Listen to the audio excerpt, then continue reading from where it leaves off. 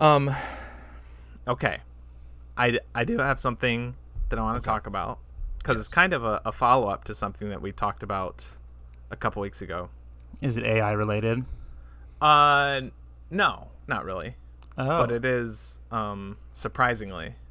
Let's see. I know. I It's want. been like 5 episodes in a row. It's like we've been kind of on one lately about it. Yeah. No. I can't remember what I was referring to specifically, but it was about like I like hypothesized that in the future there will be like a digital or like a physical media black market to like preserve like movies because streaming services like take stuff out or whatever. So the new thing, Yeah. the French Connection, which is a Best Picture winner. It's a beloved movie. William Friedkin. It's considered like a great movie. Yeah. I think it's on all the streamings. I think that's the story. Is that like I don't know if it's like some of them kept it in, some of them didn't. But they removed a scene of dialogue between like the two main characters, because in the scene, it's two white guys. I guess that's probably need that context too. They use the N-word once, and then they say I'm not sure what it is because in the clip that I saw they didn't even like play it, but they also cut out like a racial term for like an Italian person. This is why TJ's mad. This is we found Right. that this is Yeah. It's the No, see- it's the Italian racism. You're like, come on, what happened to freedom of speech? Yeah. Yeah, that's it. No, and it's there has to be a point made that it's like, yeah, no, I'm not like defending like, white people should be allowed to say the N-word or whatever. Yeah, But That's different. you defend the integrity and the consistency of art. Like, it's fucked because apparently like they just did it and like there was no it was found out because just somebody who was like a fan of the movie like watched it and they were like, hey, I think they cut something out here, and then they went back and lo and behold, but like they kind of put it up with no sort of announcement. So it's like you got to start thinking like, how deep does this rabbit hole go? Because there was a scene in The Third Man that I pointed out because I like Kalia watched the video that I was watching about this too, where there's like a poster. It's just in the background, but it's like a very stereotypical picture of like a black kid. It's just in the background of one of the bars, but it's like blackface, red lips. yeah. Yikes. And I didn't notice that. And Kalia was like, "Oh, are they gonna cut this scene out of this movie now?" Because it's like, yeah, I don't know. It's about it's scary just thinking of like, well, weren't they doing that with some like Roald Dahl books too? Apparently, that was the like, big one. They were like changing phrasings of things to, I think, accommodate more modern sensibilities, or I guess, I don't know if it's like academia, like social justice language, kind of making things like more palatable. I mean, I know every character in every book is they them. Just there's no any pronouns is like, we got to have it good guys and bad guys. No distinction. No gray area at all. Yeah, nobody's bad. Bad is like, that's a negative term. So I mean, we're just everybody reinventing the Hays Code. Yeah. The bad guys always get their comeuppance in the end, and they never say any bad words. And if they do, we cut them out. I mean, even not even related to like, I guess, more problematic stuff. I noticed that like someone pointed out like in a Stranger Things episode in season 4, it was like Will's birthday. I think it was one of the episodes where it was like, was it Will?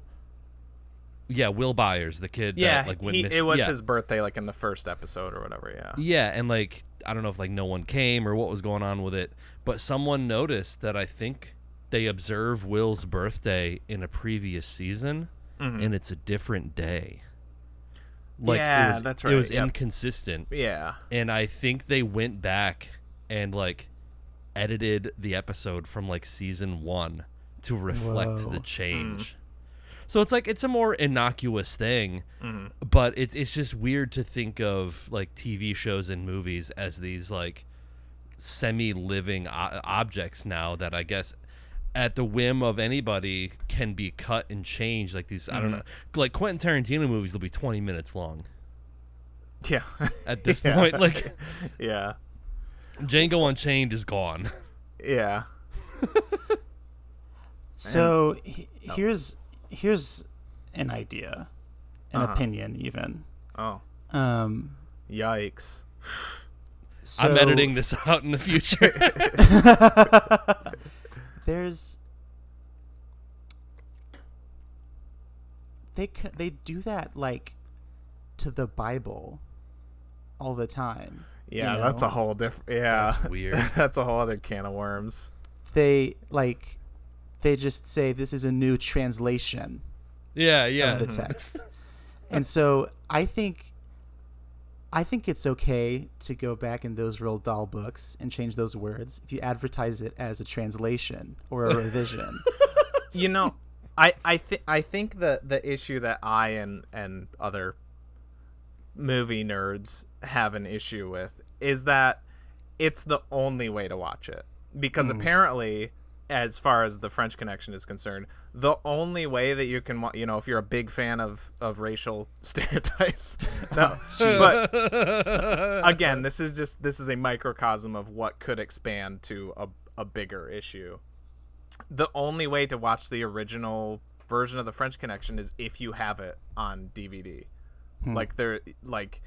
You know, even if you purchase something, because you know you can buy movies on Amazon, those could be subject to change, so you have to have like the physical actual copy. And another thing that I watched today, I watched a video about Community, and it's not the one you're thinking about. That's dumb for a different reason. But apparently on Netflix, the pilot episode of Community is 4 minutes shorter than it is on Hulu and Amazon, and as well as the original, like the DVD. And I think I've heard about this. The guy goes over the cuts that they made, and it's nothing offensive. It's just scenes, you know. It's just regular scenes. There's no questionable, you know, offensive stuff. It's just they made some cuts, and that's what you get if you like. So if you only have Netflix, you don't get the full episode.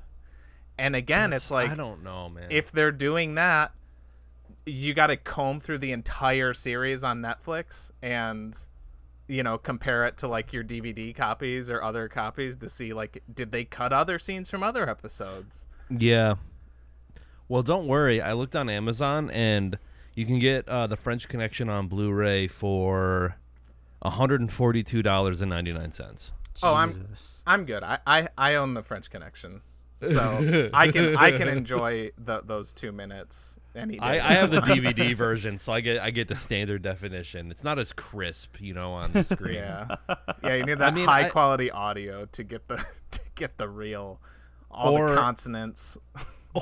Or you can get it cheaper if you get the French Connection 1 and 2 as a 2-movie combo pack. How much is that? Much cheaper, but I think okay. I don't know. Yeah. Well, that's what I Yeah. mean. That's the black market, right? So now people are like, "Oh, the only way to watch this is a physical. So here you go, $200 for this movie." Yeah, for real.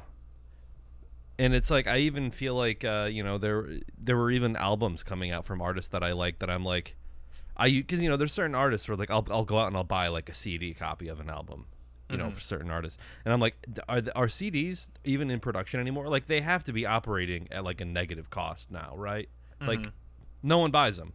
Yeah. Like I mean I remember back in the day going to like Best Buy, and there would be like rows upon rows upon rows of TV shows and movies and CDs and just all sorts of physical media. And like I understand like streaming is everything now, and like it's much more convenient, but yeah, it's just it's a bummer to know that a lot of this stuff is just you basically have to pay for all of these services, and you have to you'll own nothing and you'll be happy about it. Is like basically what I'm getting to, because it's just like even for The Third Man, I had to rent it, and it's like I've gone down this tangent so many times, but I'm like, man, I'm so glad I have all of the major streaming services and I still have to rent this movie. It's funny, and it was on Crackle. Oh, was it for free? Oh, damn! You said so in the Discord. I did. Yeah. Oh yeah, I did. Okay.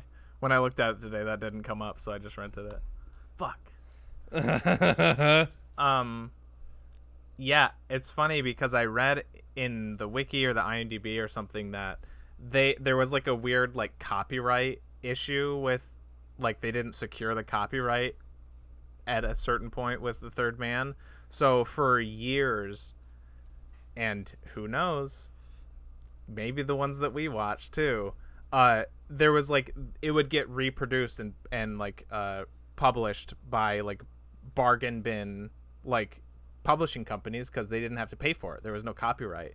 And like many of these resales and reprints were subject to like shitty editing, and just like basically people had free reign to do whatever they wanted with this movie. And so it was like never sure like if you're watching the original cut. So, you know, it in a sense that's kind of in a different way, but kind of tying back to the thing with the French Connection and stuff. And you know, did we watch the original version of The Third Man? Yeah. Who's to say? Who knows? Who knows? That's crazy. Yeah. Yeah, I don't want to be around anymore. I don't want to watch movies anymore. It's maybe it. You know, the timing is actually perfect, because I did see that Ted Kaczynski just died, and like, you know, I'm just gonna move out to a cabin in Montana with my physical media collection, and I'm in Minecraft. I'm going to mail some fun things to Netflix and HBO Max. I refuse to call it Max. And, yeah, Bezos, you got something coming in Minecraft. I don't even think you can say Minecraft anymore. I think someone still got in trouble for that. Like, I saw some article that was like, no, you can't say in Minecraft anymore. Like, the FBI will still get you. So in Roblox now. Yeah. In my Roblox created redstone screen in Minecraft. Yeah. For real. For emotional, not clickbait. Welcome back, ladies and gents. This is episode 103 of ThereWillBeDuds, and I am your co-host TJ, aka J Spot Jack Cheese, and with me, as always, I am Nick, aka Dr. Funk on Twitch, and with me, as always, here I am. It's me, Moose, aka Tommy, and as always, we watched a movie. That movie this week being The Third Man from 1949, directed by Carol Reed. It follows Holly Martins, an American novelist who travels to Vienna to visit his longtime friend Harry Lime, only to find out that he was killed accidentally, or maybe not accidentally, or maybe not killed at all. And he starts talking to people around, trying to figure out what exactly happened to him. And people say that there was a third man who was there at the time of his death. And he's trying to figure out who that man is. Gets involved with the various military authority figures and Harry's old love interest, as well as a lot of the locals. It's a little old-timey noir thing mystery thing. And yeah, what'd you guys think? Excellent summary, TJ. Thank you. That was good. Thank you. I know you work hard on those. I wanted to give you the I usually don't. feedback. But like beforehand, I was like, I think I could do a little concise one here. Yeah. So I did work a little bit on that one. Nice. Love it. Well, Loved it. assuming this is the correct cut of the movie, Right. I had a pretty good time with it. I found it to be funnier than I was expecting, and I think that may have been helped by the insanely SpongeBob ass score that played throughout the entire movie. Yep. Yes. SpongeBob / Super Mario Sunshine. Those were the two things that came to mind. Yeah. The zither is what the instrument is called, and like that's the first thing we see in the title sequence too, is like the strings being played on it. Which I thought was so cool. Yeah. The titles. This movie, it looked like lined paper. That's what it made me think yeah, of. exactly. Yeah. It's like for 49, this is pretty artistic, very, very cool cinematography. Yeah. Lots of sure. Dutch angles. Oh, like the whole thing Yeah. was, and I like that the whole time you're basically following Holly Martins, and he's a fish out of water. Like, he's in Vienna and he doesn't know really the language at all, and it's like 4 different languages like sectioned off in the city. Like, it's German, Russian, British, and French. and French. Okay, but he None of speaks them none German. Of those. None of the native, like, Yeah. where it is. So- which is So you're kind of in his shoes the whole time, and when it's almost like Memento in that way, where you're like kind of following this guy, and you know about as much as he does, which in a lot of the cases it is not very much, because Yeah. they do not subtitle any of the other actors like speaking German or any other foreign languages. So it's like you're basically, if a translator tells him, you get to know what they're saying, but otherwise, unless you speak the language yourself, you have no idea what's going on. yeah. So you're kind of learning all of these things along with him, but it was for as dark as the subject matter was at times. I found myself laughing whenever it'd be like, Holly, your friend Harry, he was dosing penicillin and killing children, and then the music would be like, and you're like, oh, okay. And you should do an edit and just insert all the like the SpongeBob noises, like the. Yeah.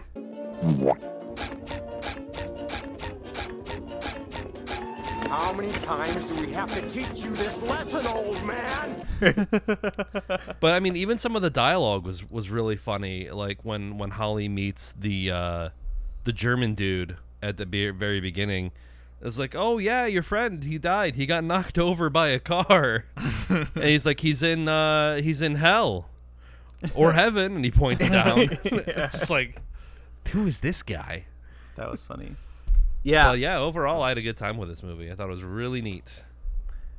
Yeah, I thought like this had a big cast of just characters who a handful didn't really do much or didn't mean much, but everybody was very memorable. Everybody had a very memorable face, or like the porter at the apartment that he was staying at, the German guy, he had like the crazy hair. So everybody had like a look, and I'd be like, okay, it's that guy. It was really easy to remember who was who, which was really nice. And then I'm glad you mentioned the subtitles too, because for the first like 10-15 minutes I was like did we not put on subtitles? Or and then I was like, okay, no, this is intentional, and now I'm all for this. I really liked like what you said, like putting you in his shoes, and not, it's the whole Tower of Babel effect of just adding to the confusing mess of the mystery. Like that, yeah, it really helps, because all the different, the British guy, he was in his same shoes too. They only spoke like a little bit of German, and like that's it, and all these different conflicting communities in this one city.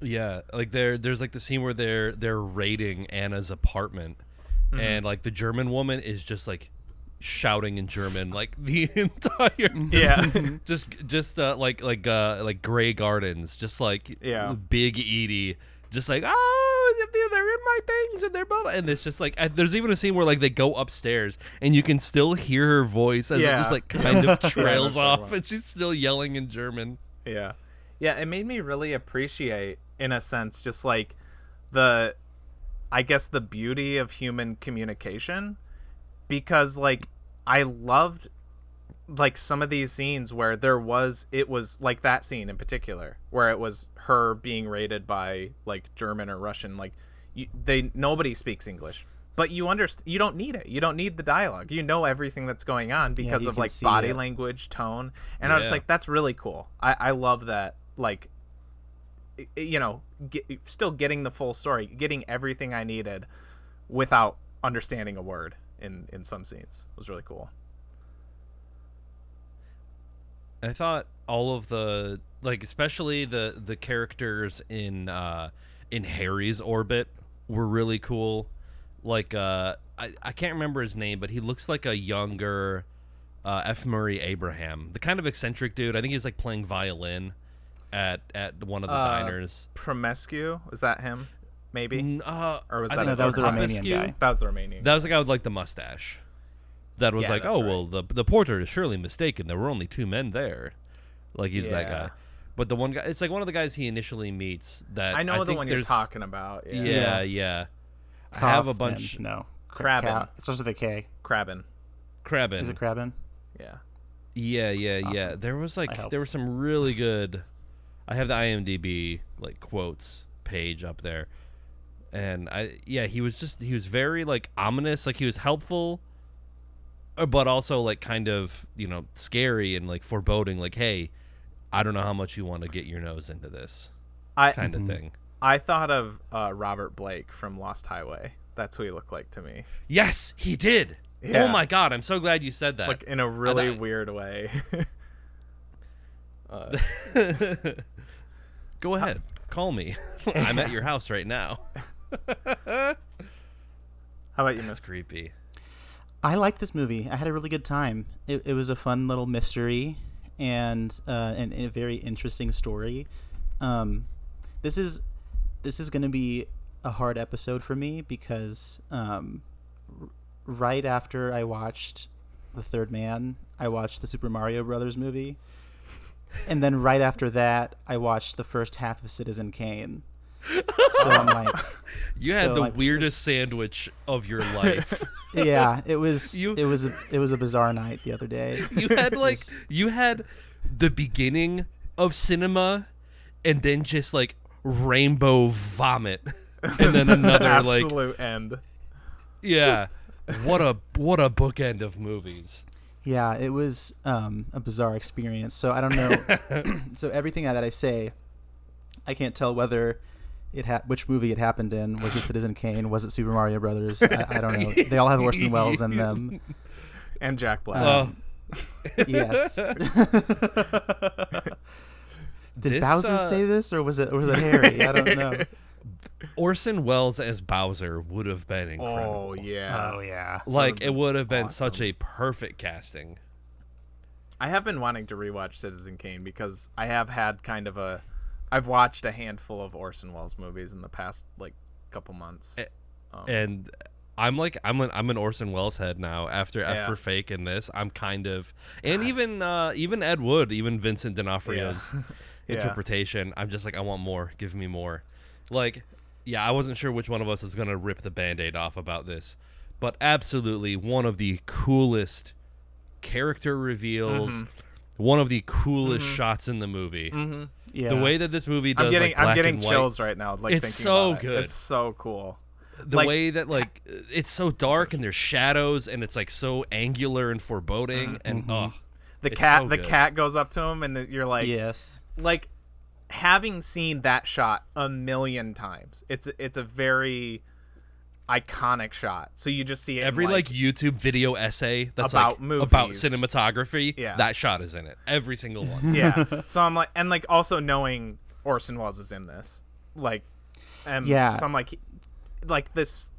I pretty much the whole time I was like, I knew Harry wasn't dead. Yeah. I know that's Orson Welles. And it kind of bums me out that, like, it would have been so cool just not knowing anything about this movie. Like, that reveal would have been so much cooler. But, like, you know, seeing this as, like, somebody going to the movies and seeing this in 1949, like, the cat walking up to him would be like, oh, shit.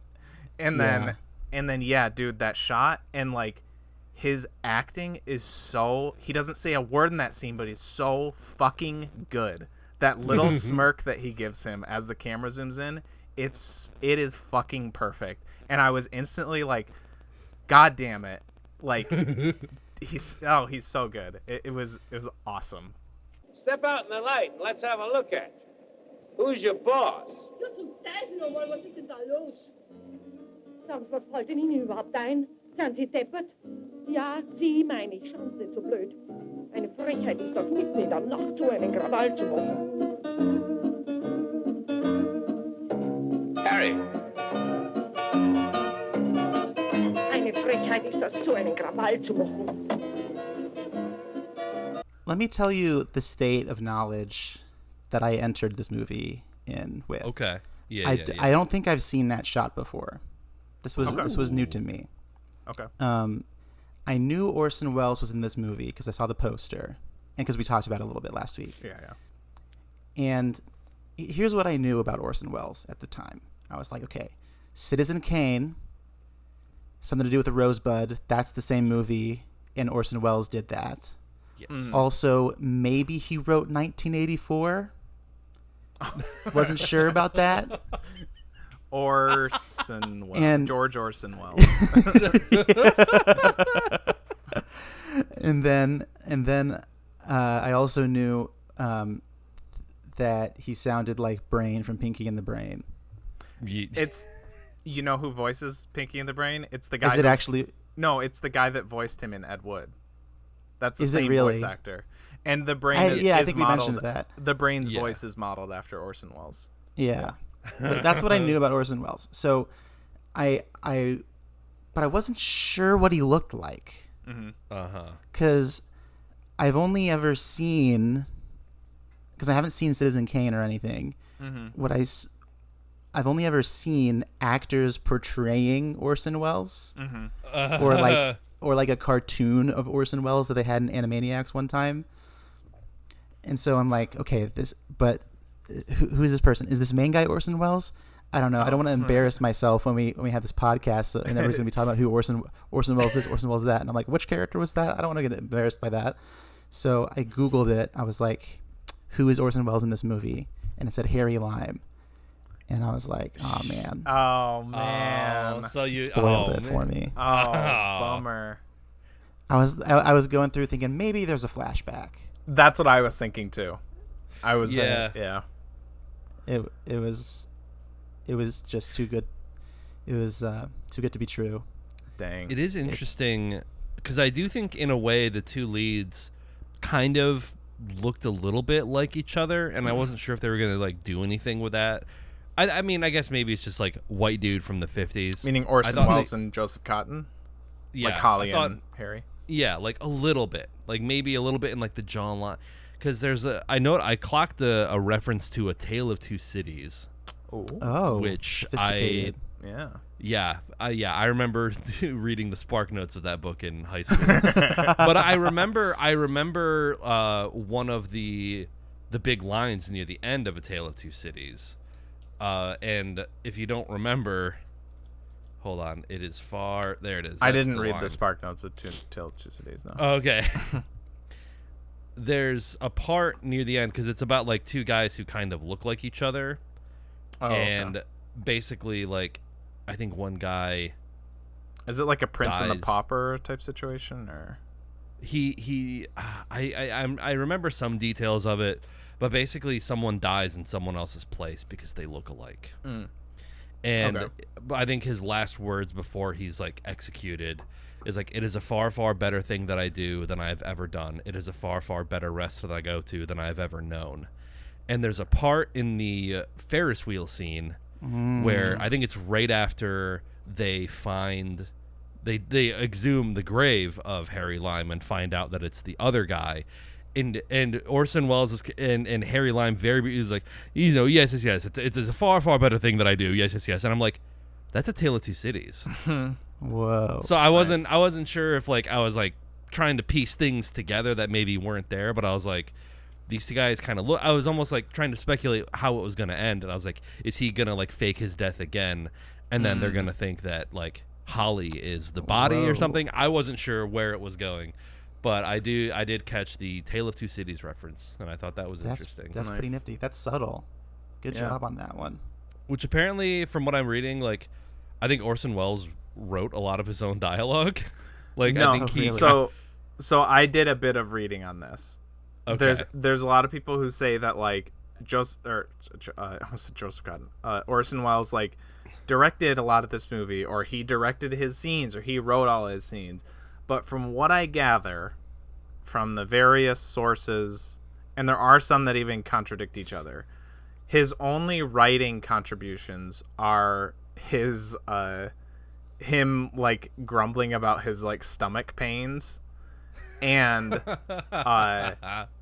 and like one of the last things he says, which is one of the coolest lines in the movie, but he didn't come up with it. Apparently it's from an old book or something. It's where he's saying like, don't be so gloomy. After all, it's not that awful. But what the fella said. In Italy, for 30 years under the Borgias, they had warfare, terror, murder, and bloodshed, but they produced Michelangelo, Leonardo da Vinci, and the Renaissance. In Switzerland, they had brotherly love. They had 500 years of democracy and peace. And what did that produce? The cuckoo clock. So that long, was Holly, and then he from just him. leaves.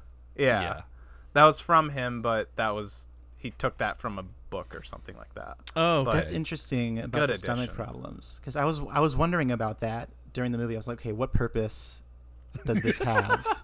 And what I came up with was it gives him something to do with his hands while he's talking. Just kind of like go, I have heartburn.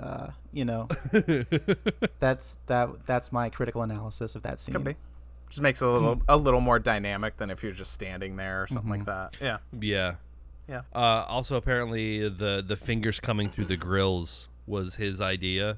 Yes. That was like But in another fun fact, he apparently refused to do any shots in the sewers. I read all this too. Yeah. So all the close-ups were done like in like a studio, and everything that you see like a wider shot in the sewers is a body double. So like he just refused to go in the sewers of Vienna.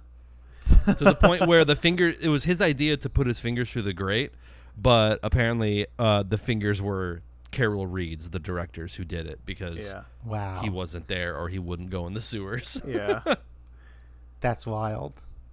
And I read a lot of little Orson Welles shenanigans for this, that like he was only there for a week for filming, but he was 2 weeks late, so they had to like do a lot of fill-in shots, so like even like stuff with him on the street, and he also like stole actors or crew members away to help shoot his movie that he was also shooting over there at the same time. That's so disrespectful. He is a rascal. Like that's, if I've learned anything about the man, is that he's a conniving little rascal, but he's so charming that he just gets away with it. Yeah, he is. He's got a lot like Harry Lime. Yeah. He's got his little baby face. Yeah. It's funny though, because it's like you get such a cool shot of him, and you're like, yeah, he's funny, he's not that bad, and then like you find out what he did, and you're like, he's a little bit less sympathetic of a character when it's just like, oh well, that's not very Little Rascal of you to like dilute penicillin and like a bunch of kids died. And then I like Calloway's like not so subtle like nudging when he like takes Holly to the hospital, and then he's like, oh, that one's, they were giving him some Lime's serum or whatever, oh pity, and then it shows him like in the car right after, and Holly looks like, really distraught and stuff, and And Calloway's like, so I read one of your books, that's Yeah. pretty good stuff, huh? He's like, okay, I'll do it. Yeah, I want to talk about Holly's journey as a character in this movie. Because, like, he starts out ready to visit his friend in Vienna. Mm-hmm. And then finds out that his friend is dead. And he's like, what am I going to do now? And is that when he decides to start investigating? Or was that after the Calloway accused him of being a racketeer or something? Investigating what? Like investigating like the death. I think it's as soon as he finds out. It's really early. Like somebody just says like, "Oh, it might not have been an accident," and like I think that was enough for him. That was enough. Yeah, and then I think he got a couple conflicting stories. Like one group said like, "Oh yeah, he was killed immediately," and then someone else was like, "Oh well, I mean, we carried him off to another spot, and he said a few things, and then he died." And he's like, "Well, which one is it?" And I think that's all it took to like set him on this journey. And I think part of it's like he's not even. At first, he's like. He wants to get justice for his friend in a sense. Yeah. But then it turns into like, okay, my friend might not be such a great guy. What is actually going on here? So his motivation kind of changes into like why he's investigating. And because I feel like there was a shift when in that montage of Calloway giving him the evidence for all of the shit that Harry did. Mm-hmm. And like from that moment onward, he's no longer trying to like clear his buddy's name because there's just no hope of that anymore. Yeah. And he and because of his own sense of justice, he agrees to like help out with the search for Harry Lime. Mm-hmm. And then but then Anna, is that her name? Mm-hmm. Talks him out of it because she's like, weren't you a friend to him? And he's reminded of, oh yeah, that's the whole reason why I'm in this country in the first place, was to visit my friend. Mm-hmm. Right. That's who Harry Lime is to me. But then when he sees the children in the hospital, then he's like, friend or not, this is not the guy that I once thought he was, Mm-hmm. And I thought that was a really interesting journey for the character to take. Yeah. Yeah. And in the end, he shot him. Mm-hmm. Right? Yeah. That happened off screen, so I had to kind of like use my context clues. Yeah, I really like that little like, because he like, Harry looks back at him. He reaches his hands through the grate, and then he looks back at him, and he kind of like gives him a little nod, just like like, do it. I gave up, or like, is that him kind of? Is that like a in his final moments kind of like, do it, I deserve this? Or is he trying to be like, yeah, shoot me, you should listen to them, I'm telling you as your friend you should do the right thing, or something like that? Yeah. I don't know. That's interesting. I saw it as, oh, it's my friend, he's not going to shoot me. Oh, really? Yeah. Oh no, I totally saw that as like resignation of some sort. Yeah.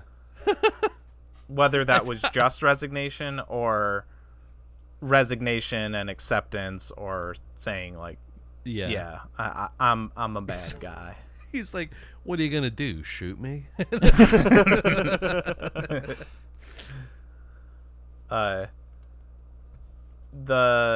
I thought like Orson Welles was awesome. I wish he could have been in this more in a way, but everybody does a pretty good job in this, I think. Yeah. I think the lead is really, really great. He's in Citizen Kane too.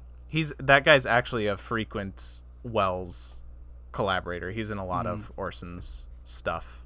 He's in F for Fake too, in some capacity. I don't remember seeing. I guess I wouldn't have recognized him because I hadn't really seen him in anything else. But that's funny. And he would have been older, and Yeah. Yeah. Apparently, Jimmy Stewart was originally I saw that too. Yeah. who Carol Reed wanted, which I think it would have been fine. And But Cary I Grant for Harry. So it would have just been a Philadelphia Story reunion. Yeah. I also saw Robert Mitchum for Harry, and I think that he would have been a good pick too. But Yeah. apparently he was in jail for marijuana possession at the time. So Really? That's the Yeah. coolest. Robert Mitchum and Orson Welles, two of the coolest, Yep. hardest dudes. Mm-hmm. But yeah, just picturing like some of those iconic lines from this movie, but with like Jimmy Stewart. Well, 500 years of democracy and peace, and what do they produce? The cuckoo clock. It's like it doesn't really. No, hit as hard. other way around. Jimmy was gonna be shit, Holly. Yeah, damn it. Carrie was gonna That's be right. Harry. You're right. Well, Cary Grant could have made a good. yeah, Harry it's line, Cary I Grant think, would have. Casey Grant. I think that's Yeah. what we Yeah. kept calling him. Yeah.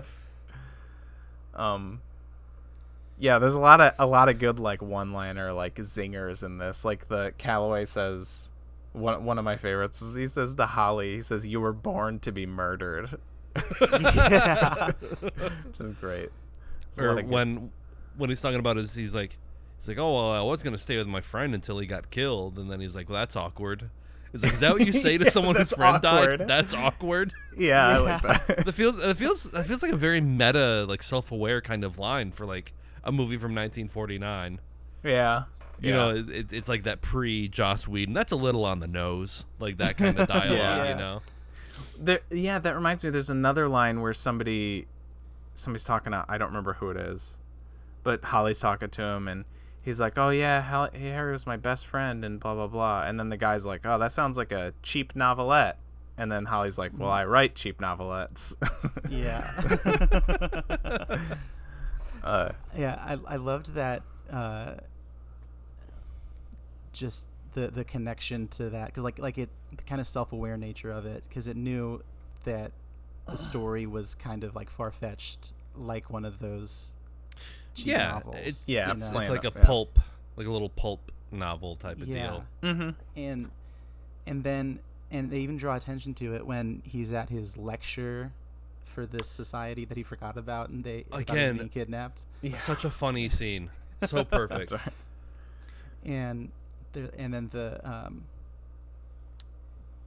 who is it who comes in, and is it Promiscu who comes in? That might be Yeah. I think you're right. And then he says, "Yeah, I'm working on a novel right now. It's called The Third Man." Mm-hmm. And he's like, "Maybe you should stop working on this novel." He's like, "I always finish my novels." He's like, "Hey, maybe you should not finish this one." You ever scrap one? And he- No. Is this truth or fiction? It's like a little bit of both. It's like maybe you should drop the truth. Yeah, It's like just- stick to fiction or something like that. Yeah. I mean, even that scene was very funny and a good subversion, because it's like there's this sense of danger. Like, I don't know, like a fast car. I mean, it's not a car chase, but it's like there's some like, you know, for a car from that period of time, they were kind of tearing it up, trying, and it's like you're like, oh shit, he's getting abducted, he's getting taken away, like something bad is gonna happen, and then he's being taken to this like speaker lecture thing that he forgot that he agreed to do. And it's like he's equal parts relieved. It's like he's relieved that he's not being like killed or hurt or like, you know, imprisoned. But then it's like that dread leaves him, and then a new dread enters where he's like, now I have to talk to a bunch of bozos for like an hour. And then it like I don't know if it like crossfades into it or how it does it, but eventually it just cuts to like him stammering on stage and people are just leaving and walking out. It's like, this sucks. Yeah. What do you think about James Joyce? Yeah. Where would you Sorry, put who? him? What genre? Yeah. The fart guy. Yeah. Yeah. Yeah, another, I guess it's like the dialogue or like the comedy of it, but also kind of in a way playing into the whole the miscommunication ish sort of, like all the like the times that like people's names were like mispronounced or something like that. Like he kept, I'm like, oh, Callahan, and he's like, I'm Calloway, I'm English, not Irish. Or like there's the Dr. Winkle, no Winkle. Yes. Or like there's even the part where Holly's like, oh, did you read my last book? It's I don't, it's like Duel at the Ranch or Raunch. Like it's trying to like corrects himself to be British or you know, whatever dialect. Yeah. But then Anna there's kept even calling one Holly Harry. Yes. Yeah. Yep. That's right. Yeah. Where it's like, ooh, That's awkward. Yeah. That is awkward. Yes. That is awkward.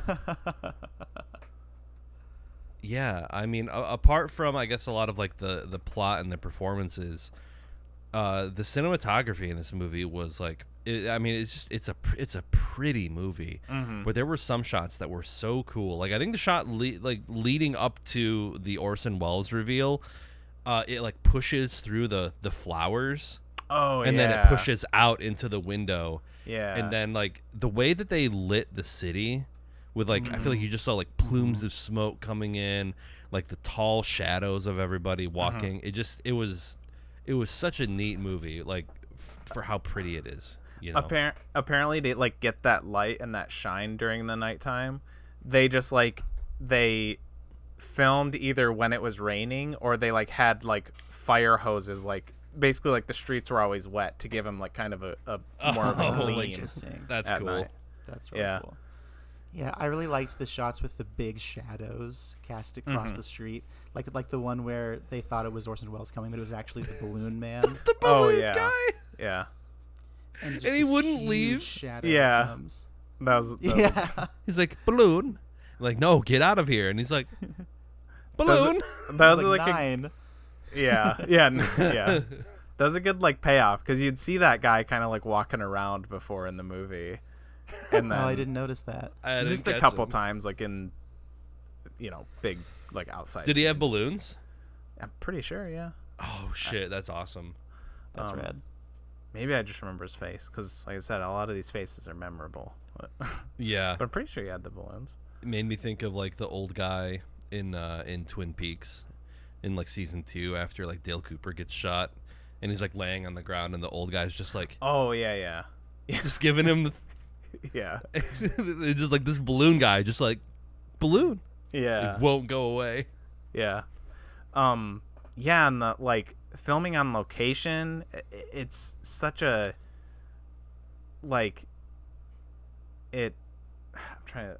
I don't know like what I'm saying, but like it was really affecting in a way, but like not really like in service of the story itself necessarily, because it wasn't about the war, but like they shot it on location in Vienna, this city that was bombed to shit during World War II just a few years earlier, and there's multiple, you see it even going into that final chase scene. He's like, Harry like shows up on top of like this like rubble of a building and all this dust and stuff, and it makes for a really unique look that like you're not gonna get I guess until World War III. And also just kind of like sorry, I was just gonna say like also just like just thinking about that, it kind of just added a sort of underlying emotional weight to me, even though again it didn't have anything to do with the story, but that was just kind of like present in my mind, which like almost made me more susceptible to like just riding the waves of the movie and the story. I don't know, but they seemed like really proud of it too, because they had that whole like almost like documentary about the Vienna at the very beginning. Yeah. Talking about how it was like bombed and how it's split into these 4 different quarters, and there's the international zone in the middle. I guess that's true. All that context. That does play into the story, because that's the whole communication breakdown shit. Like that's why the city is broken into the 4 quadrants and stuff. So yeah, I guess it does mean something in the movie. And then the sewers too. The sewers were so cool. Oh yeah. Yeah. So many cool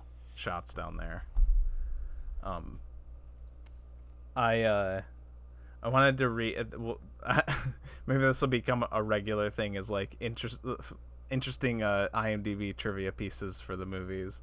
I read this one because there's always like just random like why did somebody put that, and this sounds like something that we would argue about on this, like arguing about some like tiny little detail.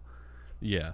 And then like one of us, like say it was like me and Moose arguing about it, and then like one of us went to IMDb and added in this trivia piece to back up their claim so that they could be like, See, oh, someone else. see.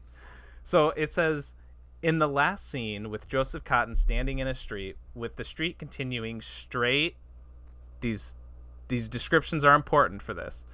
With the street continuing straight into the distance, the trees are all totally barren of all leaves. However, continuously throughout that scene, leaves continue to fall sporadically from a height above the trees. The air is very still, so it cannot be argued that the leaves are blowing inward. The sporadic leaves are falling directly down. And that's the whole trivia point. That So it's somebody be argued. Yeah. So somebody was like, somebody showed this movie that they loved to their friend, and their friend was like, yeah, that was really dumb. And they're like, why? And they're like, oh, there were so many like technical issues, and like those leaves, they shouldn't have been falling from above. There was no wind. it's impossible. It's like, oh, really glad you picked up on the subtext of the movie. Yeah. Yeah, and that final shot is, I don't know. Also a good shot. Yeah. Just I like didn't quite understand it. Because like I Anna think, walked past him, right? Mm-hmm. Yeah. And they didn't interact at all. Yeah.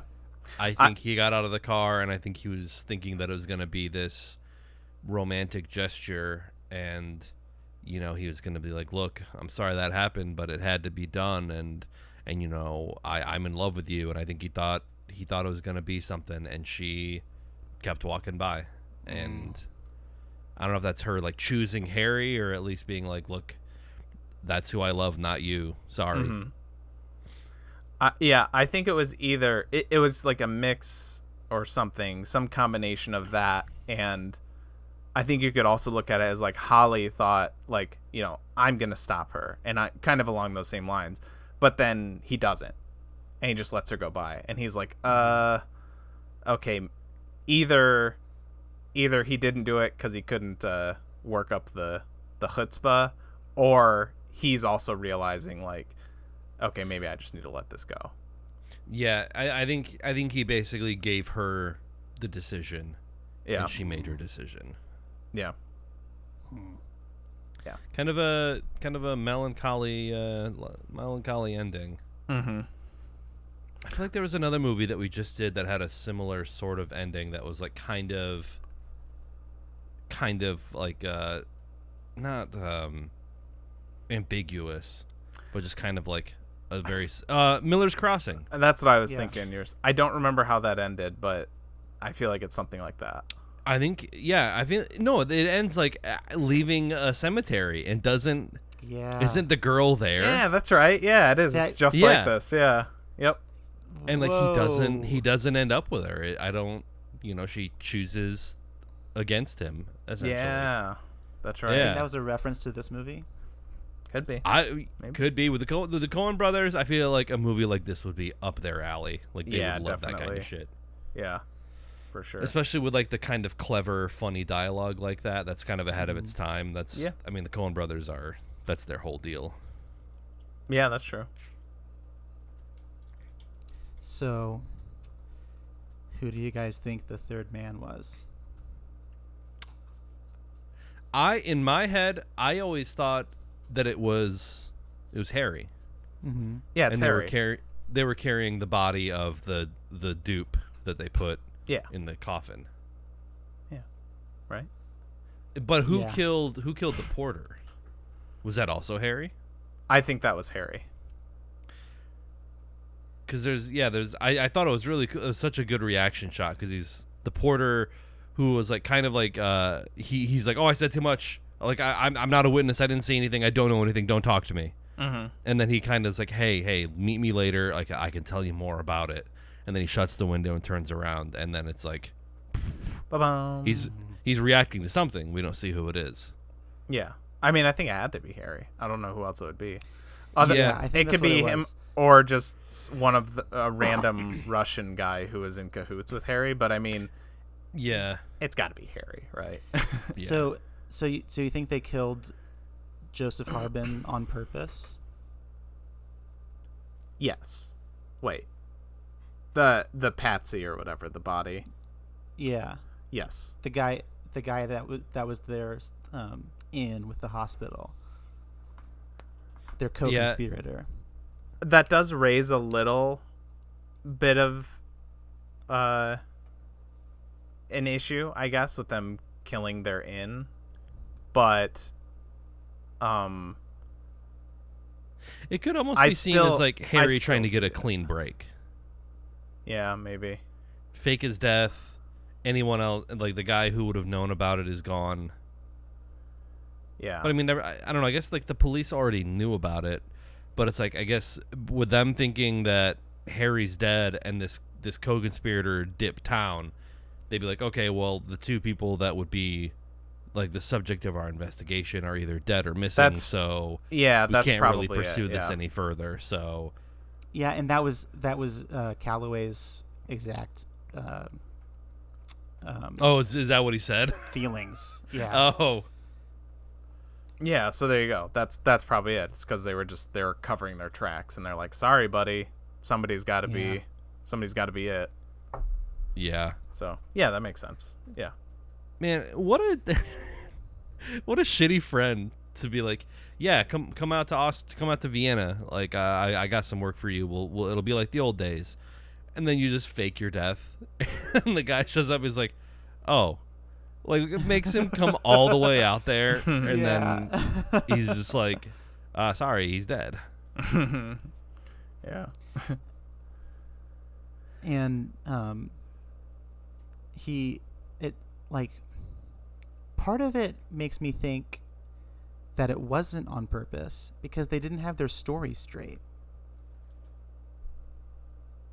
You know, How's- whether Harry died immediately or whether he talked first. You know, they didn't like figure out that detail, who? which I think is an all important detail. Who all? I guess I don't remember exactly who. You know, So- who said what particulars? Yeah. It was Harry's driver who who ran over the guy. Mm-hmm. But the people who were carrying him were Crabbins. Was that his name? Crabin. Yeah. Crabbin and Promiscu, the Romanian guy, and Harry. And then Right. later, the doctor came, Winkle, Yeah. but he wasn't there when they were carrying him across. Right. And so the doctor also has to be in on it because he said that Harry was dead. Yeah.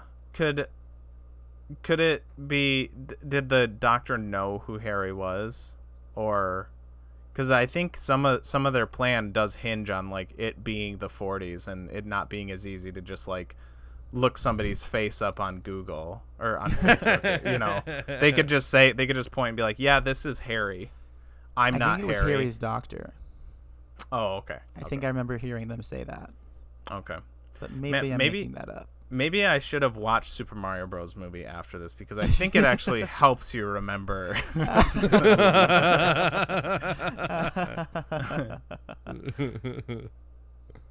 I was just really focused on that part, like who all was there, Okay. what was happening. Try to recreate it because it's like a mystery. Ooh, what happened? Yeah, yeah. Who's the third man? Yeah, maybe. I don't know. Maybe. I mean, Or maybe they just they aren't like criminal masterminds. I mean, Harry That's true. Harry gets found out and killed because he couldn't help but show himself to his friend, right? That's the whole thing that started his downfall. Is he's just like, Yeah, I'm gonna flex a little on Holly. Yeah. And yeah.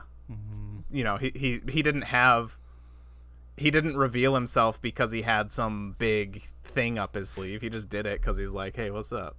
It'd be he's like, you Look should how have seen cute I your am." face, bro. Yeah. Bro, you should have seen your face. You thought I was dead? Whoa, and I'm not. You were like this, and then I was like this. 1940s YouTuber reaction videos like, Yeah. Harry Lime isn't dead? Yeah. It's But- Mr. Beast video. I was gonna say like it's Holly doing like the Logan Paul Suicide Forest video with Oh, Harry. man. Yeah. Oh, I forgot. Oh, Jesus. Dark times. Those were dark times. Wow. Okay. Do you got anything else to say? Do we want to go into scores? I'm good. Let's I think do I'm it. good. Okay. Yeah. Want to start us off? I'll go. I will. Oh, go ahead. Yeah, go. Oh, okay. So I had a lot of fun with this movie. It was fun trying to figure out the mystery. It was really funny. The dialogue was funny. The characters were really compelling to me.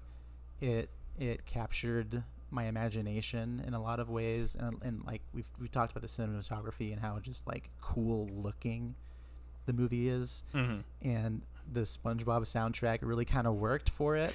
You know. I'm gonna give this movie a 9. It was amazing. Nice. This was an amazing Nice. movie. Awesome. Yeah, I think I'm right about there. I think I'm about at a 9 as well. You know, if maybe or more Orson Welles would have moved it up to a 10, kind of like a you know Hannibal or Anthony Hopkins is only in Silence of the Lambs for like 15 minutes, but it's such a memorable performance. It's like I feel like Orson Welles, despite only being in this movie for like almost like maybe 20 minutes total, It's 5. like- He's in it for 5 minutes. No, that's crazy. I And like think a that majority. means- no, screen no. ti- That's his total screen time. I think that's his not screen time, not like the 5 minutes you know towards the the end of the movie. yeah the chase scene is like longer, but yeah, his screen Yeah, time yeah, is yeah. 5 minutes. Yeah, and it's like totally stole the show. I mean, everyone else's performance Yeah. is really good, and like all the side characters are really unique and interesting and memorable, and have these very offbeat, funny moments. Yeah, this movie rocks for like, again, I don't know. I have this perception of like movies from this time period as being like slow and just dragging on. Oh yeah, they're very talky. They're very just two people with transatlantic accents talking at each other in rooms. But this was such a dynamic, a lot of a lot of like camera movement that was really interesting. It was just a very dynamic movie. So yeah, I'm at a 9 for this one. I thought it was pretty great. I'm also at a 9. Nice. Yeah, it was an How awesome... German of us. We're all like 9. Wow. Yeah, it was just it's a good old classic noir, and when those hit for me, they hit. You know, I love like there's a different kind of magic when I watch an old great movie. You know, it's hard to explain, but like it's one of my favorite things is watching an old movie like this and just being totally just kind of swept up in it. It was I felt great. similarly about like Night of the Hunter. Yeah, Like, yeah. that's another one of those. For sure. Yeah, pretty much everything you guys said. The cinematography is great, acting's great. It's a good, fun little mystery that, like, you know, it keeps you like gripped for the runtime, but it's not like too overly complicated. You know, it's a you get everything the movie's putting down, and yeah, great use of location, and yeah, all the stuff. It's got a lot of good things that movies should have in it. Yeah. My one kind of like big like nitpick or critique is that there was more than a few lines that I couldn't really hear. And that does happen with older movies sometimes, but it felt like more than usual this time. Really? Where I had to just kind of rewind it. And I don't know, maybe that's on me. Maybe that's on the mix on Amazon. I don't know. I'm trying to, maybe I'm giving the movie a bit too, maybe it was the issue with the editing, with the sound editing, but I just felt like I had a little bit harder time understanding it than other movies of the time, I guess. That's what you get for not having the subtitles on. Yeah. Yeah, I guess. Yeah, maybe you got one of those like bargain bin like dollar store cuts that got uploaded to Amazon Prime by some rando. Yeah, right? Yeah. That's totally a possibility apparently. Yeah. I got to check if it's like in stock on like the Criterion thing, cuz I think there's a version.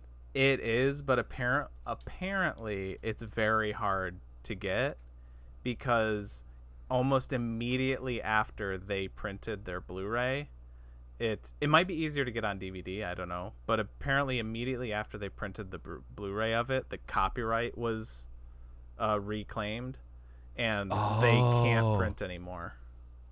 So there's like an initial run of them for Criterion, but that sucks. Yeah, it does. Because the sale is coming up in July, and I was gonna go ham on like some Orson Welles movies. I thought the same summer. thing, but yeah, probably not this one. Damn, yeah, there it is on eBay, $184. Wow. Oh shit. Yeah, It looks like it. I mean, it looks like it's sealed too. yeah, Oh, it's such a cool cover too. It's just like him silhouetted in the sewers. yeah. Awesome. Ah, That's pretty cool. damn. So Ben Folds had a new album come out on June 2nd. Oh yeah. Yeah, and my girlfriend bought it on vinyl, and I have a record player. So we were she's in town this weekend, and we tried playing it, and there's a spot where it skips on both sides. Oh, Huge sucks. bummer.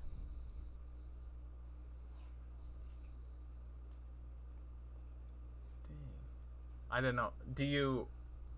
Have you always listened to Ben Folds, or is that more of your girlfriend's kind of brought him to your attention? Okay. I used to be like, he's one of those, like a lot of artists, where I just like haven't kept up with him, but I used to listen to him a lot. Mm-hmm. Mm-hmm. Yeah, one of the songs on this album is about how he's not famous anymore. Is how it feels. Yeah. Huh. I mean, to be honest, even when I listened to him, I never really considered him like super famous. But Yeah, that's a good point. I guess I could still see where he's coming from. I actually. Oh, what? Yeah, go ahead. You first. I was just gonna say I just recently listened to. Have you like kind of just listened to like the solo stuff, or like? I listened to some Ben just- Folds 5. Okay, because Oh, I was just gonna recommend, if you haven't, their last album, the unauthorized biography of Reinhold Messner, is really good. I re-listened to it a couple weeks ago. So I was watching this climbing documentary, and one of the climbers that they interview is a guy named Reinhold Messner, and I was like, Oh, really? oh, that's weird. I assumed it was a fictional character that they just made up. And here's the thing, it is. It's pure. You're kidding. It's pure coincidence. That's such a weird name, but it's pure coincidence because it was the fake name that one of them used for like their ID, like a fake ID when they were kids, to like get drinks. So it's like McLovin. It's like the unauthorized biography of McLovin. That's the equivalent. But yeah, that album is great. That's technically one of my favorite thing he's done. Technically, there is one more Ben Folds 5 record. Yeah, they did something like in a reunion 2012. thing or something like that. The Sound of the Life of the Mind. Is it a new one or is it like a Yeah. Oh, okay, okay. Yeah. I thought maybe they did have another one, but It's pretty good. is it? I saw them on that tour. Nice. Reinhold Andreas Messner is an Italian mountaineer, explorer, and author Yeah. from South Tyrol. It's a place in Italy. Okay. Ben Folds just Oh, yeah, put an 'cause album of course out it was Italian. like last week. That's what we were talking about him. Oh, okay. Yeah. It's My it's girlfriend growing got it on on me. vinyl, Oh, nice. and it. But there are a couple places where it skips, Oh. so it's That's been an unfortunate. emotional afternoon for us. Is it, without getting too technical, like what kind of turntable? Do you know? Is it like Victrola, okay. Because it could be a needle issue. I don't know how into like vinyl stuff she is, because I know like you can get higher quality turntables and higher quality needles, and I don't know if it's or it could be the record interesting. skipping. I don't know. There's a number of issues. Vinyl's fun in that way. Yeah. Yeah, because we listened to it a second time, and it skipped in the same place. Same spot. Okay. Interesting. I'd have to get like, I think I looked up what I need, and it is kind of a big repair, but this thing, it used to be what I had my stuff on, but I moved it over there. That like tan cube thing. Yeah. That's a record player from like the 50s. Oh, cool. nice. That Kalia, it was hers, but she's just like, she doesn't really want him. I'm like, it's really cool though, and it still plays. It still plays. No, I have played stuff on it, but it sounds like exactly what, like, if you were like, oh, play like 40s record quality. So it's like very staticky, very quiet, kind of muffled. So it's kind of cool if you want like a certain effect, but like if I wouldn't play the new Ben Folds album on it, you know. Yeah. But it is a cool kind of, you know, effect. Does it I guess. play 77s? Yeah, it does. It Nice. has like an extra arm thing, and then like the couple toggles. It's really 77s are thick. They are Yeah. so thick. Yeah. But I'd have to look into what I'd need again, but it's costly, but so that's like a project I've kind of had on the back burner for a while, because it is a cool little machine. Yeah. Yeah, I just bought this cheap Victrola that, like, it looks like a little briefcase, and you open it up. Mm-hmm. And Oh, there's yeah, the one of those. turntable inside. Nice. So maybe if I had a better turntable, it would play through it. I don't know. My dad is like a freak about that kind of shit, so I in turn am also kind of a freak about that shit. Like Nice. I don't know, for my birthday one year he gave me one of his own turd tables, and it's like Turd tables. a little turd table. It's not an Audio Technica. It's something else. But I mean, I have like an audio receiver with like 5 speakers surround sound, and I had to get like a grounding thing for it. Like there's like a little fork there, because if it's not grounded, there's like a hum. It's like I had to get like external shit to get it to work. It was so annoying. Damn. And I hardly play records. It sucks. It's just so much easier with like, because like Apple TV, I have like my Apple Music app, so like my entire library is just right there. So I'm just like, I could get out the turntable, or I could just look it up on there. Yeah, but if you rely on that and don't focus on your physical media, I know. you're gonna be listening to Kesha, and they're gonna take out a bridge, the second bridge in one of her songs, just randomly, and not tell you about it. The day that I'm listening to we've come full Kesha circle. and I'm like, wait a minute, someone's altered this. Kill me. I need to get this on vinyl. Yeah. So yeah, I watched the new Spider-Man Across the Spider-Verse. And I thought it was pretty good, but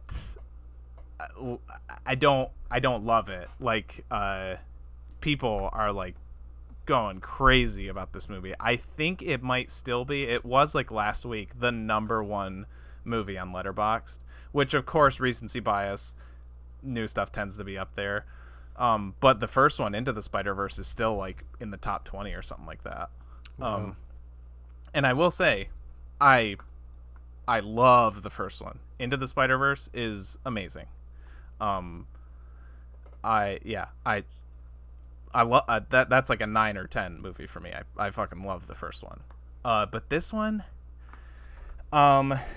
it's still got like, some of the slickest, coolest, like impressive animation. Can't take that away from it. It is like 11 out of 10 animation. It's amazing. Like, on that front, these movies deserve every bit of praise they get.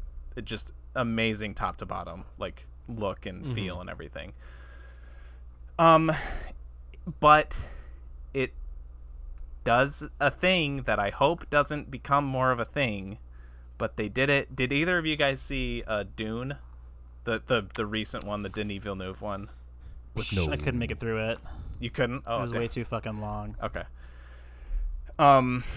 Well, that is a part 1. And Across the Spider-Verse, they did not advertise this, but it is also a part 1. And Damn. I don't have an issue with that in a sense. You know, like, because, another Marvel property with like Infinity War and Endgame. I didn't like that either. You didn't like those movies? No, at the end of Infinity War, the bad guy won, and I was like, Oh. yeah, cool subversion. And then they took it back in Endgame, and I was like, Oh, okay. I get what you mean. I thought you were saying you didn't like that it ended with the bad guy winning, and I was like, no, that's great. Infinity War is great. Yeah. Infinity War was pretty awesome. I do kind of agree on some level. I still like Endgame, but I also kind of agree on a level. Okay, the reason I was bringing up about Endgame and Infinity War is like, regardless of like the two things, like, I really like how Endgame works as a part 1, but it also is a complete story in its own. It has like the natural, rising action climax. And it's not saying that like Across Spider-Verse doesn't have that, but much like how I felt like with Dune, is it feels too much like half of a movie. Whereas Infinity War, it's like, this is setting up the next movie, but also you get a really good climax. You get Thanos' story. Thanos has a complete character arc by the end of It stands alone Infinity as its War. own movie. still. Exactly. And Across the Spider-Verse and Dune, it's like, okay, I'll probably enjoy it more when I watch the second one or when I watch the next one. But that's not the feeling I want to have when I finish a movie. Yeah. You're like, I can't wait to conclude this feeling in 2 years. Yeah, and it's different than like a movie that has a cliffhanger at the end of it, right? Sure. 'Cause, hey, how about like Pirates of the Caribbean, Dead Man's Chest? That's not even a movie that I love, but that is also kind of a part 1 to At-World and part 3. Yeah, And it ends with that yeah. cliffhanger and stuff. But again, that feels like a full movie in itself. You get, closure, Jack fucking dies at the end of it, and, a lot of meaningful shit happens in this. And I guess I would still like recommend it. It was still a fun time. Like, I still had fun watching it. And the animation is like amazing. There's a lot of cool like character moments. It's like an ultra fan servicey movie, as they are wont to be. But yeah, I was just left a little disappointed, which is a bummer because I love the first one so much. But most people on this planet are over the moon about it. So I'm kind of an outlier here in that I liked it. I just didn't love it. I gave it a 7. So I still thought it was pretty good. Yeah. Because it was a fun time. It was very visually engaging. There's also just a lot of like, and it's funny because this is some of my favorite stuff about the first one is like the kind of emotional character beats, but it felt like there was a lot of just shit where it was Miles talking to his parents about like parent-child stuff, and it felt like too much for me. And this is an almost 2.5-hour movie, and it's the same crime that I I give to so many like of those Oscar movies that I was watching last year of like these don't need to be this long. You really can cut out. You could probably get this movie down to 2 hours, and Sure. I feel like I know what you could cut out. Yeah. But yeah, there's still some really cool stuff about it. It's just I liked it. Was expecting more with how much I liked the first one, and compared to the first one, it was quite a letdown. I do want to shout out one more thing. The Spot is in this, and he's always been one of my favorite like underdog Spider-Man villains. He's voiced by Jason Schwartzman, which is a nice bonus too. And I actually love how they handle him, because he starts out as this like, he was in the trailers and I thought it was just like, oh, he's just gonna be the guy that Spider-Man beats up at the beginning, because he's just like a nobody villain. He's just that kind of guy. He's never like a big deal.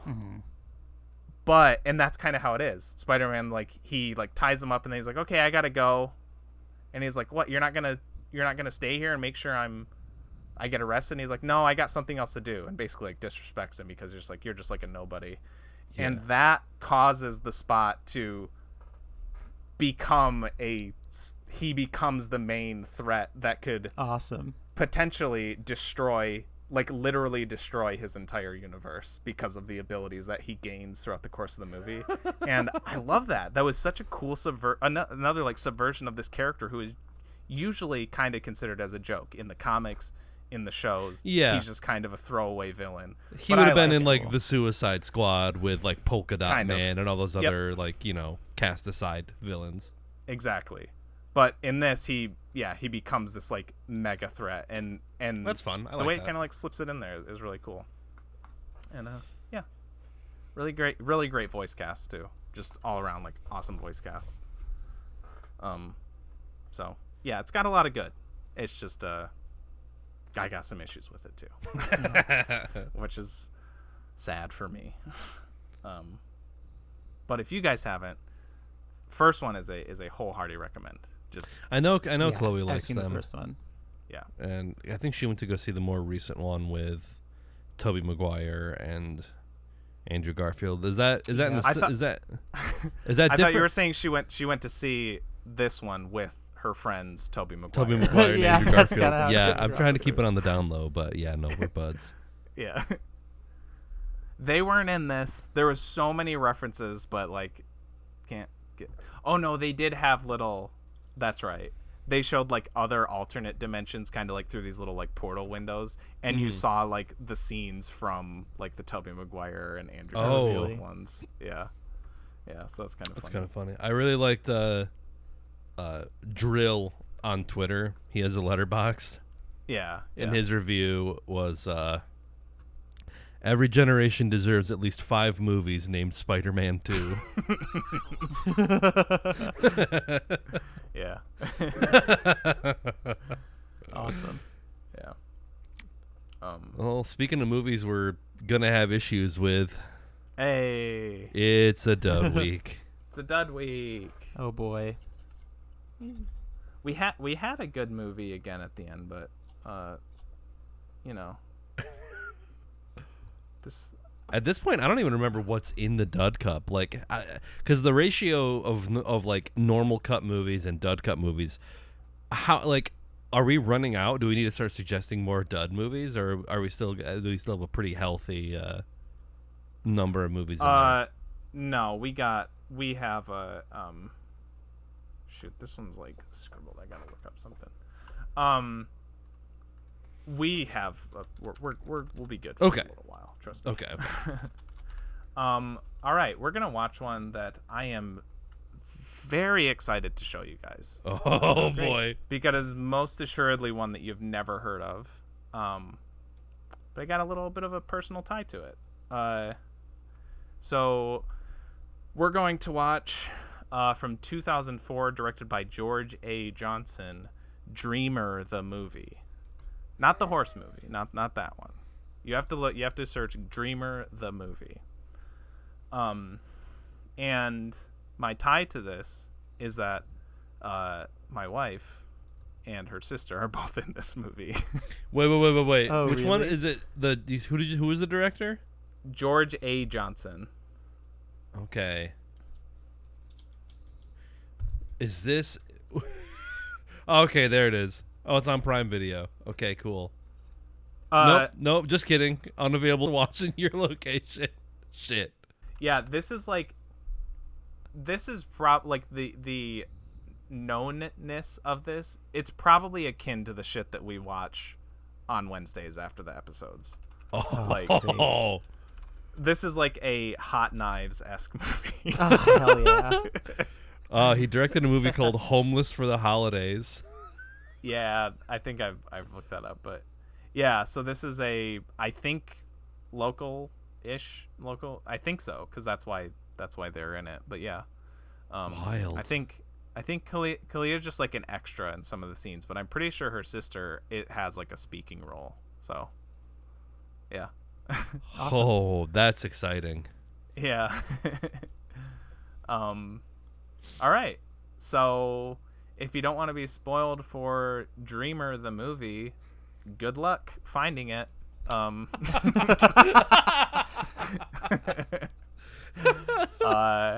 We have it on DVD too, so we don't have to worry about any of those. You should those upload Amazon cuts. You should upload a rip of it to YouTube. I bet you could get away with it. Probably, yeah. We'll get the artist true vision with our watch. The whole thing is on YouTube. Oh, it is on YouTube? Homesick yeah. Media. If you type Dreamer the movie 2004, it is yeah. so it's on YouTube. So you can watch it. Great. Awesome. I think it's actually I think it might be his account. Maybe not. Yeah, because it's got like the teaser trailer for Thy Neighbor, which is like one of his other movies. Okay. It has less than 1,000 views. Awesome. Oh, yep, there it is. Homesick Media. Sweet. Yeah, so yeah, it's on YouTube. Awesome. And so are we. And so are we. Awesome. Cool. So you can watch it on YouTube. That's awesome. Yeah, we have more than a few videos that have more views than this movie, so This guy could benefit from the Duds bump. yeah. We'll raise his status. Cool. So yeah, watch it on YouTube then before Great. next week's episode. Cool. These episodes come out every Wednesday at 7 p.m. EST on YouTube as well as Twitch in video form, and they also come out on Spotify, Apple Podcasts, and more in audio form. We also have social pages on Facebook, Instagram, Twitter, and TikTok. And with all that said, I am a cuckoo clock. TJ, aka J Spot Jack Cheese, and with me as always. As always, I'm gonna leave death to the professionals. I am Nick, aka Dr. Funk on Twitch, and with me, as always, I'm your friend who invites you to come visit me, and then I fake my death the day you arrive. Moose, aka Tommy. kind of a flex. We'll all do that when you come to Michigan. Sorry, man. You got 2 funerals to go to.